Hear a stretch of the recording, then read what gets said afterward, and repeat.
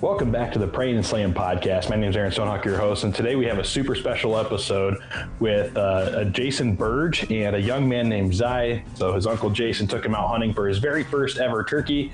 He saw his older brothers getting involved in hunting, and Zai said, man, I've got to do that too. So we get to hear about how he got into hunting, how his brothers inspired him to get there, hear Jason's story and background of being an adult onset hunter, and now he's out there getting the youth of the world involved in the great outdoors and some public land in Indiana. So with that, guys, let's jump in with Jason and Zai and hear all about Zai's first ever turkey. Well, guys, so we got Jason and Zai on the Prayin and Slayin Podcast here, and we're going to hear an awesome story from Zai. Is this your first turkey? Yes. Awesome, man. Well, very cool. And then Jason, I think, was lucky enough to get him out on that turkey, and sounds like spent some cool time together in the woods. Jason, we'll start with you, man. Give us a little bit about your background, your upbringing. What got you, into the great outdoors and that lifestyle? Did you grow up hunting, or did you kind of do that more as an adult, or how did all that start for you? Yeah, so I did not grow up hunting at all. Grandpa did a lot of fishing. I did fishing with Grandpa, and he was originally a bird hunter. I did pheasants, quail, that kind of stuff. But by the time I got old enough to do that kind of stuff, he was already too old to continue doing that route. And I never really knew deer hunting was a thing. And back then we didn't have the YouTube and the podcast and all the cool stuff we got now. So I was probably in my mid-30s, and some guys at work were talking about 3D archery shoots. And I was like, oh, what's this all about? That sounds kind of cool. And so we talked about 3D archery shoots, and I went and got my first bow and went home and proceeded to lose every arrow I ever had. And then I learned that a bow is supposed to fit you by draw length and draw weight and size and all that. So then I went to a real archery shop and got a bow, and the rest is history. I just absolutely fell in love with it. And then I started whitetail hunting and pretty much just learned magazines and talking to friends and guys at work. And so I was like a late onset adult hunter.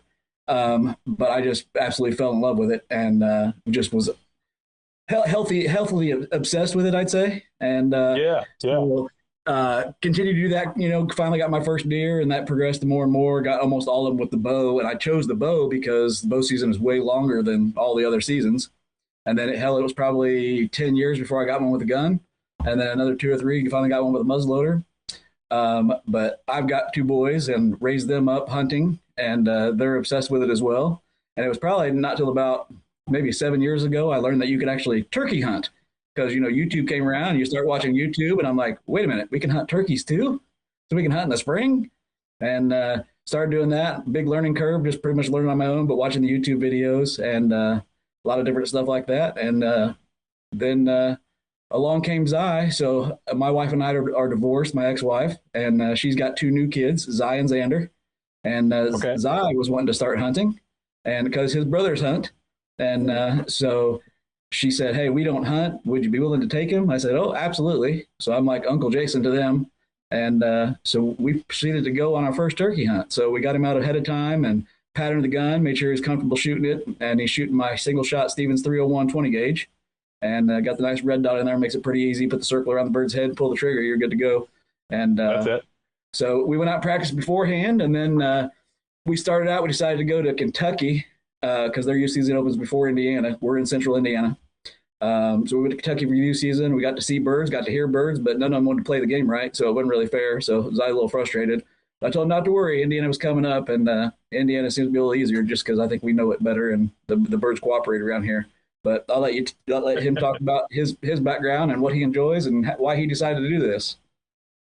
Well, yeah, man. Well, real quick, I got a couple things there. So, yeah, it sounds like you and I started hunting when I was like 14, but our stories are pretty darn similar. I kind of got myself into it, learned through magazines, and then, TV. There's TV shows at the time, like I said, YouTube and stuff wasn't a big deal. And I don't know what bow you started with. I grabbed one of my grandpa's old bows out of the garage that was hanging up, and that's kind of how I started doing it. Like you said, get used to shooting all the wrong ways, and then you go to your bow shop for the first time, and the first arrow I ever drew on a bow that was like put together for me, I shot it right through the ceiling of the bow shop because my form was all wrong and everything else. And learned a lot real quick. But I see a rack in the background of a bunch of traditionals and recurves. Is that all yours, or did you start there, or did you get into? Is that someone else's? I started with a used Hoyt compound, and that was the first bow I bought at the bait and tackle shop down the road that didn't fit me and was way too long of a draw length, and have done compound ever since. And then I had some shoulder issues, so I got a crossbow for a while, and I shot one deer with that, and then it just wasn't fun. And so I went back to the compound, and then I always said I wanted to do trad. And I had a recurve that I played with just in the yard once in a while. And then I said, I'm going to do trad one day. Like, I'm going to do trad. I'm going to be serious about it. And then I took a bow making class, and I actually made a bow. And that was cool. wow. To be able to make a bow and then think about going out and harvesting an animal with that. It's pretty cool. And then I just went down the rabbit hole. Now I got like 10 trad bows, and I'm addicted to them. The woods are just beautiful, and it's just more back to your roots. And so this year I've sold the compound, I've sold all the crossbows, and I'm going trad or I ain't going. Wow. That's impressive, man. That's awesome. There's a lot of guys that I hear. It's like as soon as they get into that trad world or recurve, it kind of just takes over the obsession because there's just another level of, like you said, just another level of, I think, tradition to it. And just being closer to how it all started. I don't know, but yeah, the guys that get into that, it's like they rabbit hole hard and they hardly ever come back, I think. So that's impressive. Yeah, like I said, I've gotten them with every other weapon, and I just decided now it's time to go trad. Yeah. Well, heck yeah, man. Well, Zai, man, tell us a little bit about you, dude. Like, so you got into hunting because your brothers started doing it. Like, what about hunting kind of drew you to it? And tell us a little bit about you, kind of where you're from, what you like to do, that kind of stuff. So I got into hunting by like watching hunting videos, and I normally watch Kendall Gray because he's all about outdoors and he's energetic and stuff. And then my brothers hunt, and I wanted to hunt, and then I went to this DNR camp, and I got my hunter's education. So I was like, when can I go hunting? And then Mom started reaching out to Jason, and he was like, yeah, I can take him. And then for my like first turkey, like youth season, I got what was it, a Jake or a Tom? It was a Tom. And I'm from like Indiana, like from Indiana. And then in like school, I normally like math, but now I'm starting to like more social studies and the history of Indiana and stuff. Like what I normally like to do outside, I like to play and be outside most of my life. That's awesome, man. You like to go outside and run around the woods, or you got anything else you like to do, sports, anything like that? I play football and soccer. Oh, awesome, man. What position do you play in football? I play safety and running back. Yeah, that's quite the spread. That's awesome. Play both sides of the ball. My high school was real small too. We played both sides of the ball growing up, all through the youth stuff, and then into high school too. But yeah, those are some good positions there. That's awesome, man. Kendall Gray, dude. Yeah, I've got a 4-year-old here at home, and he just found Kendall Gray probably 2 weeks ago, and I don't think his YouTube channel has stopped on TV. It's 24/7. Everything Kendall does, he's obsessed with, and so he's running around the house doing all that. But that's super cool, man. What made you look up Kendall Gray one day? Did you just run across it on YouTube, or your brothers turn you on to him, or what? I was just like watching random videos, and then I came across him, and I'm like, ooh, this guy looks cool, and he's energetic and stuff. Yeah, he definitely does a good job captivating his audience. That's for sure. No, I worked with Kendall actually a little bit. I worked for 10 years in the outdoors industry, and one of the companies I worked for, we did some sponsorship stuff with Kendall and stuff too. So he's a cool dude. He's just as nice as he is on TV. So that's awesome, man. Well, so what led up to this turkey hunt? Was it something that you said, hey, Jason, I want to get out and go, or did the opportunity just happen? And what got you saying, hey, I want to go hunt a turkey? I went and saw my brother's hunting, and he's been hunting since he was like 4, and I'm like, I want to go hunt. It seems cool. And then when I got out there, I'm like, this is boring. And then once you hear a gobble, you're like, oh my gosh, it's coming. I'm so excited. Yeah, so Mom had reached out to me and said that he was interested in hunting. And I said, well, hey, the next season coming up here in Indiana is turkey. And I said, so let's get him going on turkey first, and we'll see how he does. We'll take him out patterning the gun, see how he does shooting. And like he said, he went to this conservation camp that our DNR puts on, and the kids go there and they do archery and guns and all kinds of stuff and learn how to shoot. And they actually come out with their hunter education, their boater education, which is really cool. So that's a big plus. So he already had the hunter ed, and he was ready to go. So he'd done all the work, and I was like, absolutely, we'll take him. So I said, turkey's next, and we'll do turkey, and then we'll see how we do on deer. And then we recently went. Our annual sporting show is our boat sport and travel show in Indianapolis. And it has hunting, fishing, boating, camping, all that kind of stuff. We went out there, and we just happened to, of course, I'm going down the trad rabbit hole, And Zai does an archery in the schools program. Some of our schools do that here, where they shoot the Genesis bows, and he's done really well with that. So he's kind of used to shooting that no sights, finger pull, and so we just happened to stumble across a nice longbow out there, and it was about his draw weight, and so we picked that up for him, and so he's been shooting that too. I'm going to try to convince him to go trad, but we got the time before deer season comes up yet. Yeah. Yeah, man, 100%. That's so cool. Yeah, you're gonna have your work cut out for you if you start in that trad zone, man. And you get good at it. I think. Well, Kendall, he does a. There was just if you're down the Kendall rabbit hole, one of the shows my son was watching the other day, he's got a trad bow and was looking at hunting with that too. So I'm sure you'll have all kinds of instruction.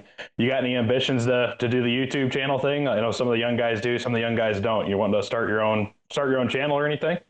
Yeah, kind of. Like Kendall, he does hunting games and actually hunts, and I kind of want to get into the hunting games too. Yeah, for sure, man. Well, that'll be cool. If you ever need advice, you got a resource over here. I've been down the YouTube rabbit hole myself, so that's awesome, man. Well, tell me about this bird, guys. How did it all play out? Did you have to get up at 5 a.m. and get out there before dawn and watch them fly down, scout them the night before? Or how did this whole thing start to finish? How did it go? You sound like you know how it works almost. Yeah. I've been there. Yeah. So we knew we were playing youth season. And of course, our youth season is on a Saturday and Sunday. And then you got a Monday, Tuesday break. And then regular season opens on Wednesday and then continues out from there. So I went ahead and booked a cabin from Friday night all the way through the following Sunday night. So almost a week and a half there of a cabin.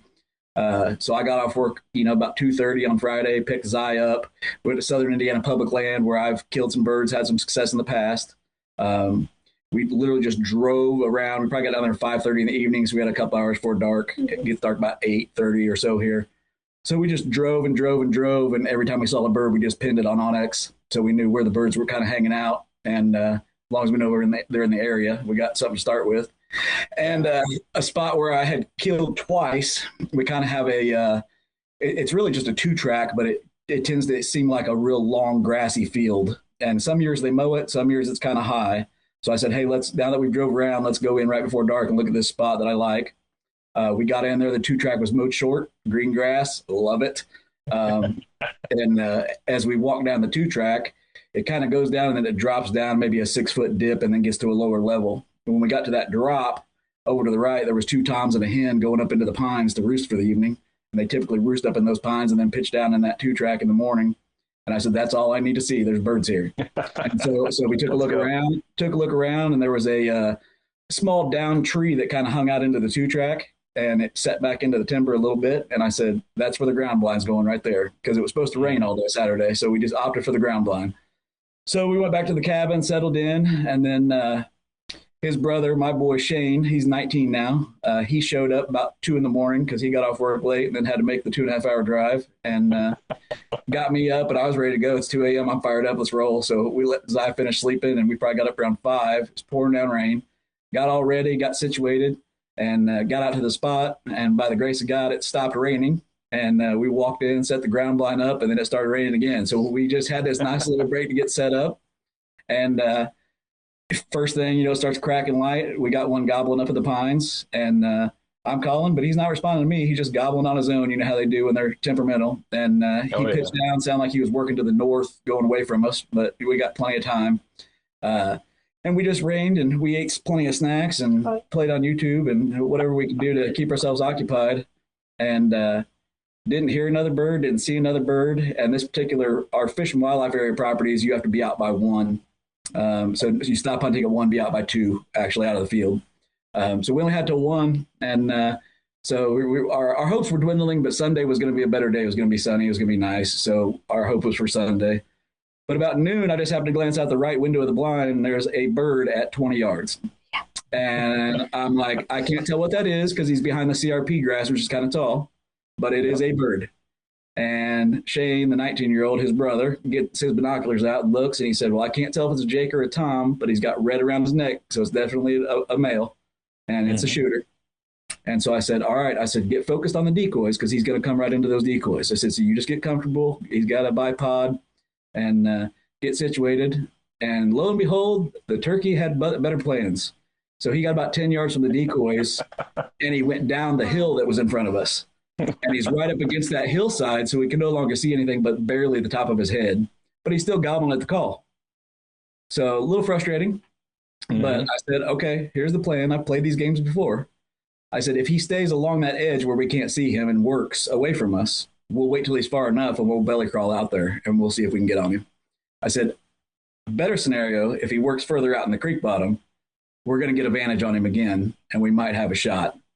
And so I'll let you finish it from there. And he did just that. So I had a tree here and he walked down really far down and it came like over where I couldn't see him. And he came back out this way, like right in front of the tree. There was like this much head showing. And I blasted the bottom of his neck. And then all my brother does is see him drop, and we rush out the blind and go finish him. That's awesome, man. Exciting. So you guys didn't even have to get out of the blind. He ended up working just perfect to stay in. Yeah, he worked out towards that creek bottom where we finally got advantage of him because he's past the little hill drop off there. And once we got advantage on him, he was probably 45, 50 yards, but that gun's good for 60, probably with the TSS number 9s. And so he got a bipod, he got a good rest, and he was behind a tree for us. And Shane, his brother, kept saying, shoot him, shoot him, shoot him. I said, we can't see him. And I said, as soon as he steps out from that tree, if you've got a clean shot, I said, you blast him. And before I got the word him out of my mouth, kaboom.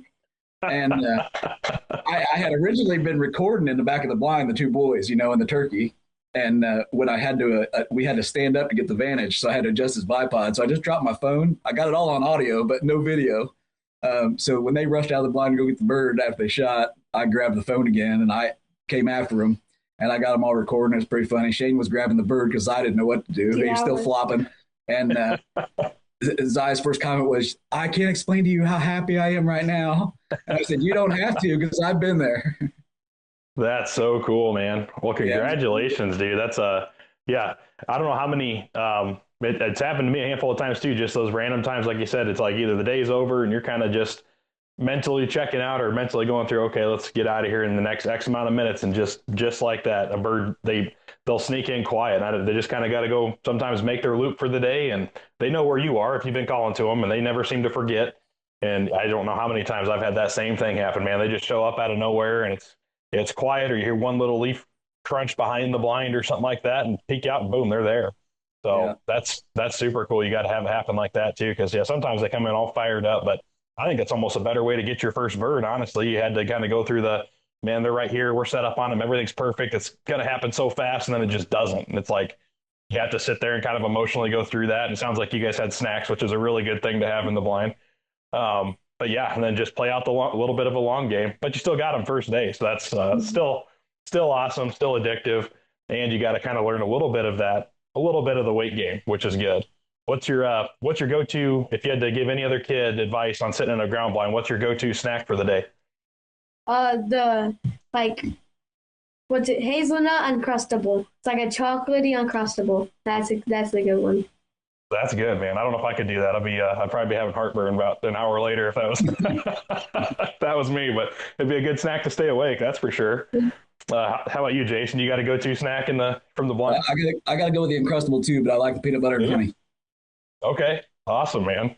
No, that's good stuff. I'm a little torn on our guy. So he's younger than you, Azai, but he's my little dude's 4 years old, and he loves getting out and.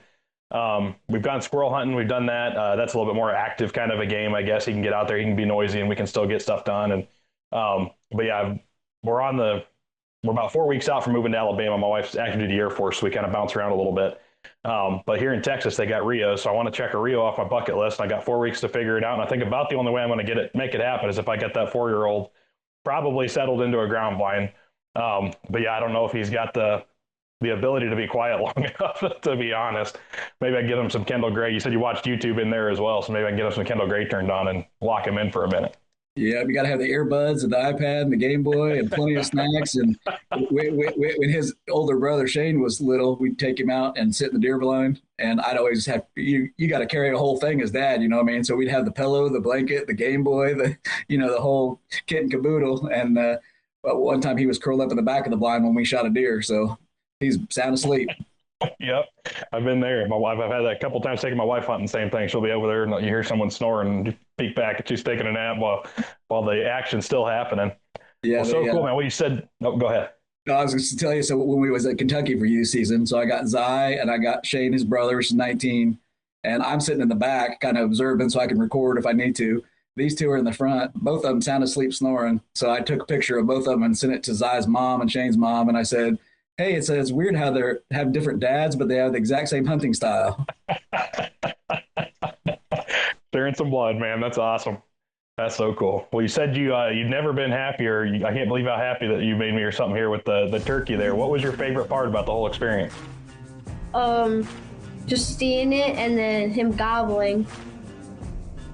Oh yeah, man. That's I don't think you can shake that out of anybody. You hear that first gobble, and like you said, it is kind of boring if nothing's going on or you're not hearing birds. And yeah, there's something about that first gobble, man. It just, you never forget it, and it gets you fired up every single time you hear it. Like my heart still pounds just thinking about it. So that's super cool. Then when you finally got your hands on them, what were your first thoughts about being that close to a turkey?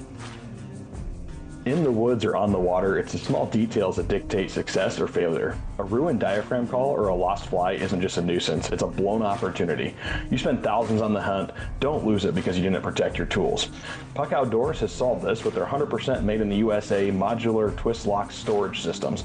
For hunters, the Puck keeps your elk and turkey mouth calls protected, organized, and dry, and ready to run. No more warped reeds, searching through pockets, junk drawers, or the truck floorboards. For fishermen, the Fishing Puck features a magnetic tray in 4 modular compartments to keep your hooks, flies, and weights locked down and exactly where you need them. It's compact, it's rugged, and it's built to keep your most critical gear in peak condition season after season. The best part is they fit right in your pocket, your bino harness, or your fishing vest. Don't let poor organization be the reason you come home empty-handed. Go to puckoutdoors.com and use code Prayin and Slayin to get yours. That's code Prayin and Slayin to save 10%. Protect your calls, secure your tackle. Puck in, pack out. We've all been there. You're 6 hours into a sit and the buck you're after is nowhere in sight. Your knees are absolutely barking against the bark of that tree. Most hunters just suck it up until they can't take it anymore, and then they head for the truck. But you can't fill a tag from the couch. Comfort isn't a luxury, it's a tactical advantage that keeps you in the game longer. That's why you need the knee bag by Light to Fire Outdoors. This isn't some cheap foam pad. It's a patent-pending bead-filled design that actually molds to your knees and supports your hips. It's built from ultra-tough, weatherproof Cordura. It won't soak up water or gain weight when the weather turns sideways. It features padded wings that cradle your knees and even has MOLLE attachments for your thermocell or other pouches and gear. It's 100% made in the USA, handmade by veterans, so you know you're supporting an awesome cause every single time you get in the tree. The best part, it's a multi-season tool. Strap it to your body for saddle hunting or mount it to the tree trunk as a knee pad. Or when rifle season hits, turn it sideways. It becomes a rock-solid 15-inch tree-mounted shooting bag for those precision shots out of a saddle. Whether you want coyote tan or mossy oak bottomland, this is gear that evolves with your hunt. Stop fighting your gear and start focusing on the hunt. Get yours at www.prayinandslayin.com and use my code PRAYIN10 to get free shipping on your order. You can also hit the link in the show notes. The knee bag, comfort evolved. Stay steady, stay ready. This episode is powered by Dead Nuts Outdoors, makers of the most lifelike, lightweight, and weatherproof 2D archery targets in the world. That's right, I said 2D. We're talking full-size animals that bring the hunt to your backyard. Whether you're dialing in before the season or just burning daylight with your bow, Dead Nuts Targets makes practicing fun, training on full-size animals to ensure every rep in the backyard converts to success on your trips to the field. Built to last, easy to haul, compatible with any backstop, and 100% made in the USA, Dead Nuts Outdoors is a proud supporter of our veterans, investing in conservation and rooted in building a better, more confident community of hunters every step of the way. They are proud supporters of the Prayin and Slayin Podcast Network, and you can get 10% off your Dead Nuts targets by using the code Prayin and Slayin at checkout. That's Prayin and Slayin at your checkout or visiting the link in the show notes.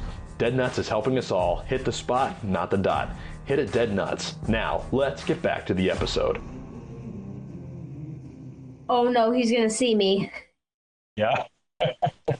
Do you have how big of spurs and stuff do you have on them? They were like, He's probably a 2-year-old bird, yeah. probably 1-inch spurs, and about an 8-inch beard. Okay. Man, that's an awesome first turkey. What are you gonna do the turkey fan and the mount and the whole thing, or? Yeah, I'm gonna mount the fan with the spurs and then my shell. Very cool. Very cool. You guys doing like a plaque, or are you just gonna be like kind of hanging it from it with string, or how you gonna do that? I think I'm just gonna hang it with some string. Yeah. That's about my favorite part. I don't know if I've ever I don't know if I've hunted a turkey. That might look weird, but if I right now we're in Texas for 13 months for the station we're here now for. So I haven't unpacked my turkeys, but otherwise this whole wall back here I've got turkey tails that'll probably cover it just from. I never let a bird not get mounted. I don't know what it is, but I keep it. I've had one Jake, and I use that for my my decoying fan. But all my toms I've got mounted. I love doing it. It's kind of fun. They're pretty to look at. Yeah, I've got a whole box. Like I don't know, the movers hate packing them, but it is what it is. So yeah, man, that's so cool. Got plans in the future? Are you hunt another bird? Are you do you have any ideas what you want to do for spurs and beards and all that? Or are you gonna do all the tails, or what are you gonna do? I'm gonna just like keep shooting the birds, and then just like I'm gonna have my first one, and then do a couple more, and then because I don't want too many because I gotta have room for deers and stuff. Well, that's true. I say you do anything like your like Jason here. You got all these deer hanging in the background, man. You're gonna need quite the amount of wall space, I think, if he keeps you on the same track you're on. Mm-hmm. That's awesome. Well, what are your you got any more tags to fill for turkeys, or is it on to thinking about deer this fall? I think we're gonna go with the deer. Yeah, it depends on what happens with everybody else in Indiana. So Shane and I and Zai are all tagged out on turkey in Indiana. We only get one bird in the spring. I got a couple buddies that have never killed a turkey. So depending on their schedule, if they want to get out, we might help them. If they don't want to get out, Zai does still have that Kentucky tag. Yeah. Yeah, man, you got the itch now. You got it all figured out. Go figure out a spot in Kentucky and go make it happen. That'd be a cool thing. Have multiple birds from multiple states. Awesome, man. Well, what was your if you had to give another kid one tip for turkey hunting, what would it be? Just stay quiet and try not to sleep that much. Stay quiet and stay awake. That's perfect, man. That's awesome. You gotta have somebody there to wake you up when the turkeys come. That's the key. Yeah, have a human alarm clock. That's for sure. How about you, Jason? Man, you've just had sounds like you've had quite a bit of experience getting young bucks out in the field and over the years. And what would your advice to be to parents to doing that? Just do it. I mean, getting out there in nature is the best thing kids can do, especially in this day and age with all the digital stuff we got going on. Anything they want to do outside, if you don't know how to do it, ask. Somebody will help. So fishing, hunting, whatever it is, just get them out there. And I think get them closer to nature, gets them closer to God and everything else. And I think it improves. Yeah, man, 100%. I couldn't agree more. It's it's kind of an addictive lifestyle too. Just me being an outdoorsman. When we had our first kid, I was like, I really don't know, like, is this something I kind of push on him? Because I kind of got myself into it.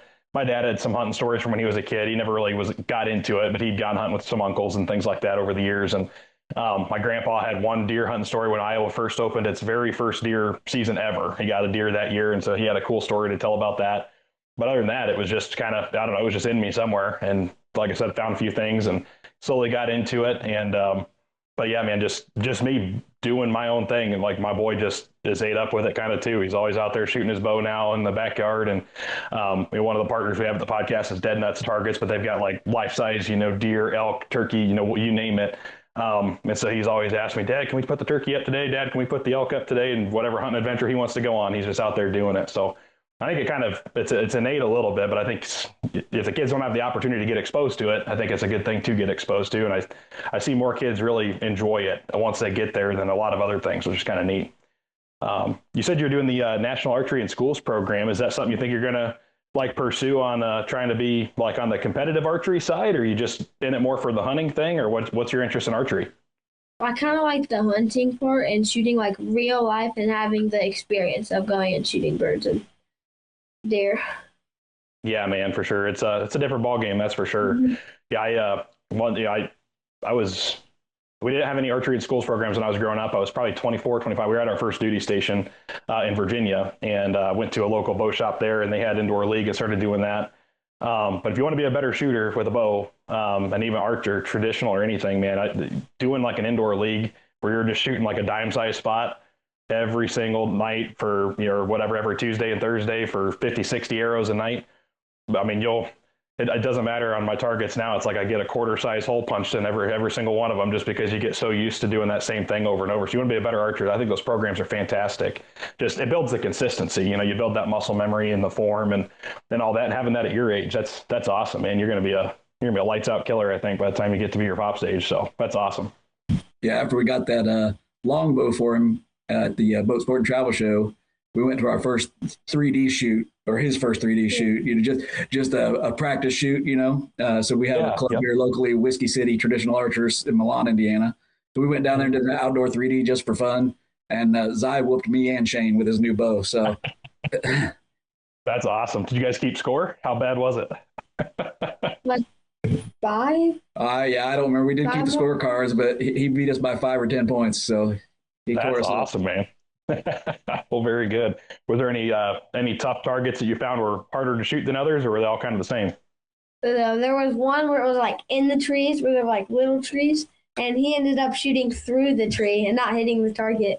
I think if we've done it long enough, I think we've all left an arrow in a tree at least once. So yeah, a buddy of mine has one mounted. He shot the bow right through the tree and missed the deer. And one of our other buddies that was with him went and cut the tree and took the portion of it and had it mounted and gave it to him for Christmas. That's awesome, man. That's so cool.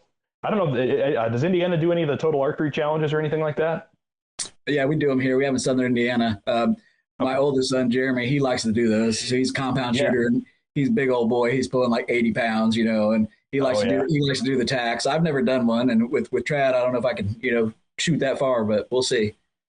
Yeah, man, they've got some opportunities there's guys out there with trad and recurve, really? A little bit of everything. Yeah, it's surprising, but a quiver full of arrows. That's the only advice I'd have, because they, like you said, you're long bombing some of them, and man, they've got some shots. I've seen some R100s. I know they do those over in your guys' area too on the East Coast, but there was this one shot where they had, I think it was like a stone sheep, and it was in a big rock pile, so kind of like simulating sheep country up in the rocks, and you could see its head and you could see its hindquarter, and there was a boulder that just was over the rest of the target, and you're kind of looking at it like, are they serious? Like, how are we supposed to do this? I thought someone was joking and like they moved the target, but the way the distance to that target, if you imagine in your head where that vital section should be, and you put your pin on it and you pull the trigger, that arrow just launches right up and over the boulder, and it's sitting like 30 yards behind the boulder. So it just has enough travel that it goes up and over, and you hear that soft little thud, and you're like, thank God that made it where it needed to. But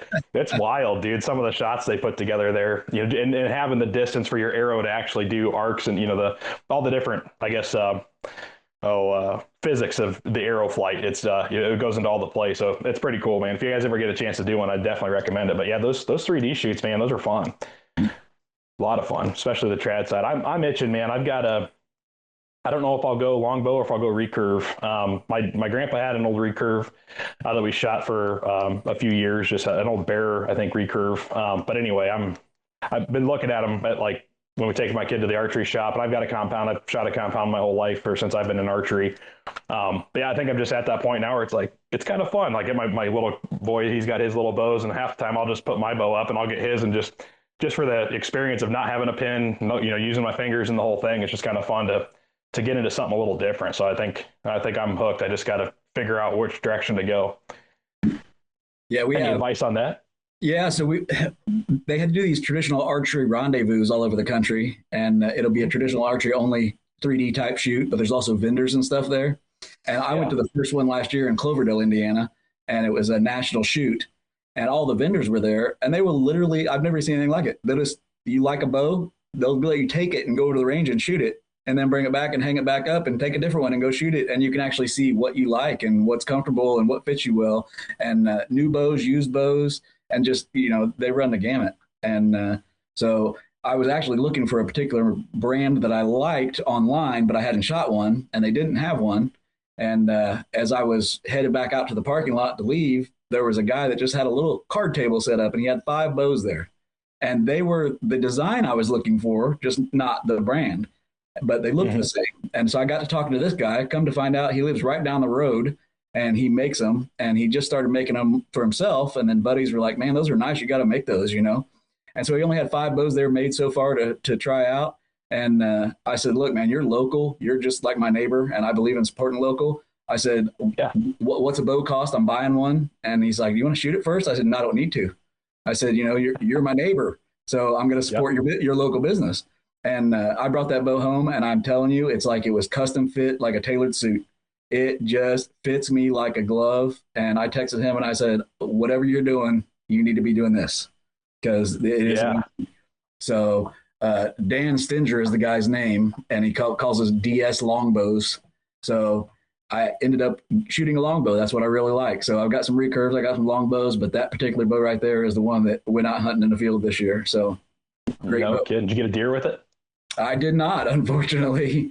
So I finally got a doe during firearm. We had a rough season. Like I just was not seeing deer, but I have a lease here locally that I can hunt. Otherwise, we hunt pretty much public in southern Indiana. But I found a lease close to the house. It's only 20 minutes away.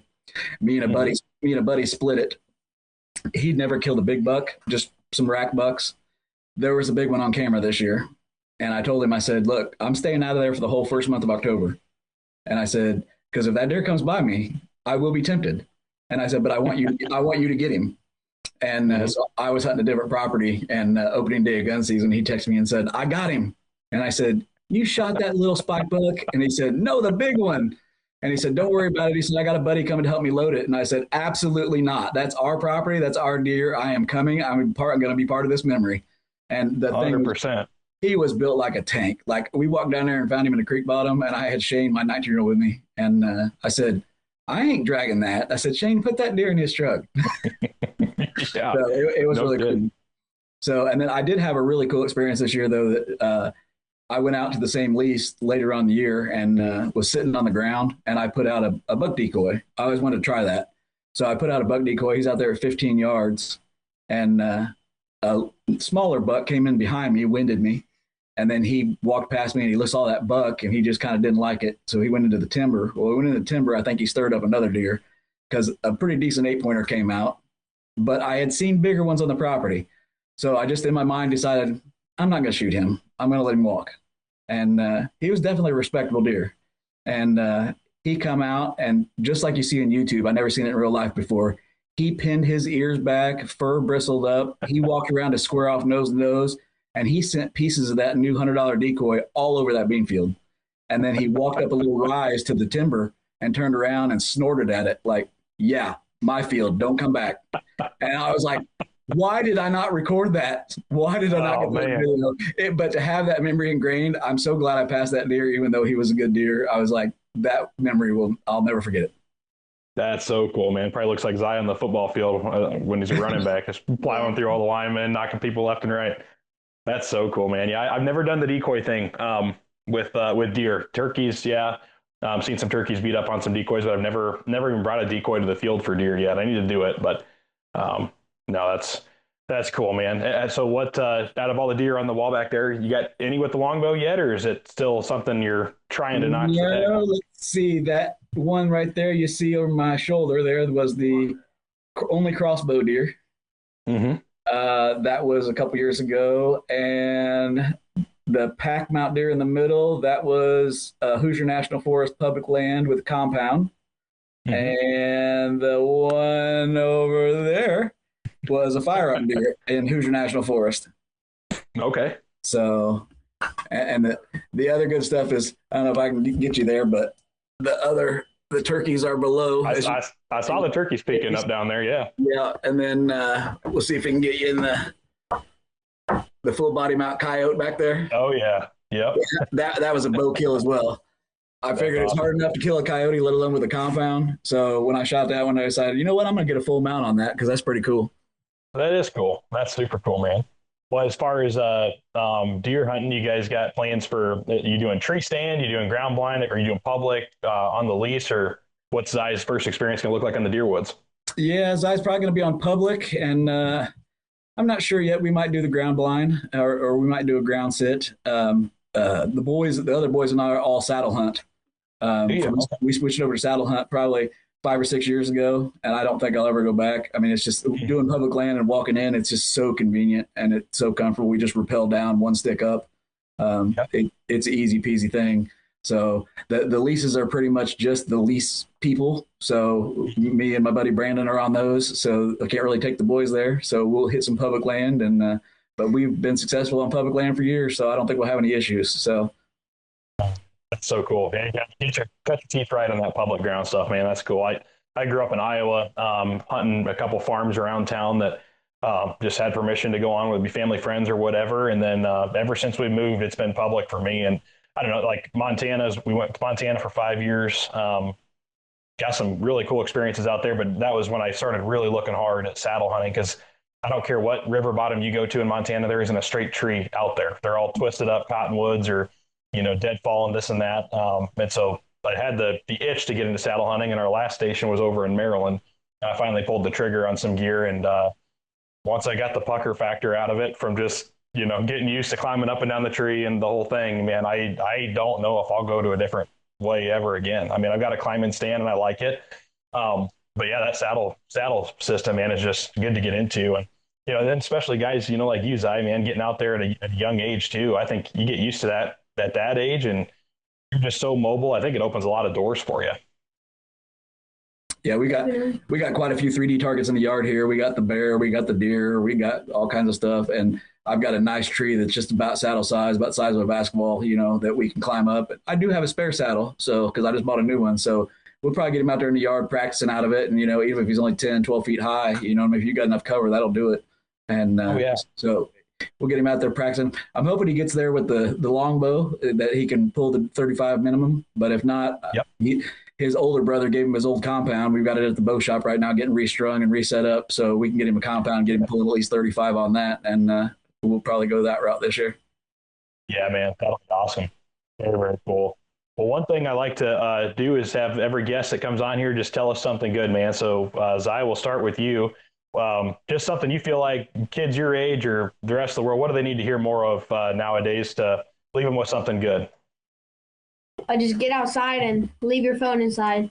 Don't be addicted to screens. Just get outside and do anything outside, really. I love it, man. Don't be addicted to screens. Unless you're in the ground blind and you need to watch Kendall Gray to pass some time, that's okay. But you're still outside, so you broke the ice the right way first anyway. Well, that's awesome, man. I love it. And how about you, Jason? Leave us with something good you think the world needs to hear more of.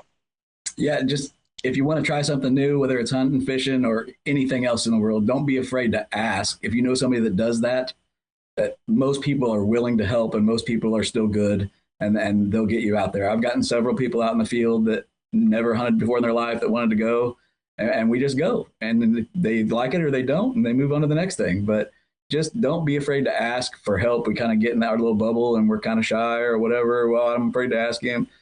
Just ask. And especially like what I've noticed about hunters, we want to tell you all the stories. We want to take you. We want to show you. We want you to be as excited about it as we are, because we need to grow the sport. So don't be afraid to ask if you want, there's something you want to do and you know somebody that does that.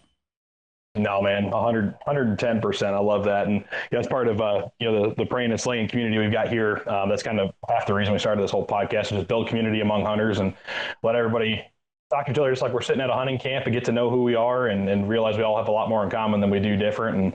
And we got a couple of podcasts now in the network. One of them is From Field to Future. That'll be launching here on May 7th. That one's all about, adults talking to adults about how to, tips, tactics, tricks, whatever, to get your kids outside. So just kind of like your guys' story here and this whole thing. So that's exactly what that one's rooted in. And then Justin Wilson with Hunting the Front Lines podcast, his is veteran oriented, but same thing, just sharing that knowledge, man. And I don't know, being military, I don't know if there's a lot better words of wisdom I could ask for from you, because when we travel all these different places, every place you go, you got to learn all over again. You got to start from scratch. You got to pick up the maps. You got to try to meet people that have done it or are doing it. And then, you do have to navigate a little bit, especially you go to Montana, people aren't going to tell you right where you need to go elk hunt. Like they'll tell you how to elk hunt and they'll tell you a general spot, like, or whatever. Maybe they've killed one in one spot and they'll say, hey, you're going to have some luck over here. Here's kind of what I would tell you to do and whatever. But there's an element of learning on your own. But I think, like you said, I think we all just want to see more people out there being successful and enjoying it just as much as we do. And that's so awesome, man. Well, Zai, congratulations, brother. You said you were kind of dabbling in the YouTube thing. Do you have a YouTube channel you want to shout out yet, or is that coming in the future? It's kind of coming. My brother's doing one with like his hunting and my hunting and all that fun junk. Okay. But does he have a channel yet? I don't know. I think Shane, his older brother, my 19-year-old, he's been talking about starting a channel. So we got all the turkey hunts with the Insta360 this year. And actually, Zai's, we had the camcorder and the Insta360 running and my cell phone. And then the turkey decided to do the wrong thing, so he got off frame and got all messed up. So we got his recovery on that. But both Shane and I's turkeys are both on film, so I think he's going to get started and try to get him a YouTube channel going. And I think we have a common friend, Jeremy, on Public Grind. Jeremy's a buddy of mine. He lives in Southern Indiana, and so we actually met on public land. I'd walked about 3 miles deep in a public land one year, and it was getting to be about 11:30, about time to go get some lunch or whatever. And I heard some guys talking behind me, and I was like, well, that's time to leave. There's guys coming in, And I turned around and looked over the creek, and Jeremy, who I didn't know at the time, and his uncle were back there going to check a cell cam. And he goes, "Where did you come from?" And I said, "Well, I came all the way up from the highway." And he goes, "You realize there's a parking lot right here, right?" And I said, "No, really?" And I said, "I didn't see that on Onyx." He goes, "Come on." He said, "We'll take you back to your truck." And That's so awesome. we got to chatting, and come to find out we've been hunting the same public land in Kentucky. We've been hunting a lot of the same public land in Indiana. And how we never met before, I don't know. But we've kind of became good buddies, so pretty funny. That's amazing, man. Yeah, he's good people, dude. That's cool. He's been on the Hunting the Front Lines podcast a couple of times. I bug him every time he kills something to come on this one. We just haven't got him on yet. We still got to twist his arm and get him here, and I'm sure we will. He's just a busy dude, man. When it's season, he's gunning 24/7, so it's hard to get him time to record. So maybe midsummer, if he's not fishing or something, we'll catch him, or checking cell cam. So no, that's super cool, man. When you guys get your channel started, be sure, if you're not already, we just started our Prayin and Slayin. We call it the Campfire Community Group on Facebook. We'll get you added to that if you're not already there. But yeah, man, when you get that channel started, let us know so we can drive people your way and start watching your cool hunts. And anytime you guys get any more cool hunting stories, man, we'll be following you. Be sure to reach back out and say, "Hey, man, we got another story to share, and we'd love to have you back on." All right, sounds good. Definitely. All right, guys. Well, thank you so much, Zai. Again, congratulations to you, Jason. Keep getting those kids outdoors, brother. It's an awesome thing, and sounds like you're raising these boys right. So that's awesome, man. Yeah, appreciate you having us. Good to meet you. Hey, you too, guys. We'll talk to you later. All right, Bye. goodbye. Well, there you have it, guys. That was Jason, Burge, and Zai. And congrats again, Zai, on your very first turkey, man. Welcome to the Brotherhood of Hunters, dude. We're so excited to have you. So excited that you decided to step outside your comfort zone and see that your brothers are out doing stuff that you wanted to do and step up to the plate and make something happen for yourself. And Jason, man, keep doing what you're doing, getting those youngsters outside. Sounds like you've had your hands full over the years doing it, and you're quite experienced. And thank you for all the tidbits of advice getting out there. We're so excited that you got Zai on his first bird. And again, we couldn't be more proud of him. So a huge pat on the back from the entire Prayin and Slayin community to Zai, and also to you, Jason, to get that first bird in Zai's hands. I love what Zai left us with, man. Leave your phone inside. Kids, if you're listening, put your phone down, get outside, go do something fun. I just actually picked up some rubber band guns here during our move, and me and my wife and our little 4-year-old were outside shooting those and having a blast, man. There's a lot of fun to be had outside, whether you're hunting, fishing, I don't care. Go out and listen to the wind, get bored, go run through the timber, break some sticks, climb some trees, do something, man. Follow Zai's advice, get outside. It's a way better place out there than it ever will be on a cell phone or in those micro little worlds that technology lets us brain dive into sometimes. And then I love also what Jason said, don't be afraid to ask for help. If there's something you want to do, go ask somebody. Go find somebody who knows how to do it. Step outside your comfort zone, ask for help, ask to get intro to the sport of hunting or fishing, or maybe it's something, maybe you've got a new skill you want to learn at the workplace. I don't know what it is, but if you don't ask, you're never going to get there.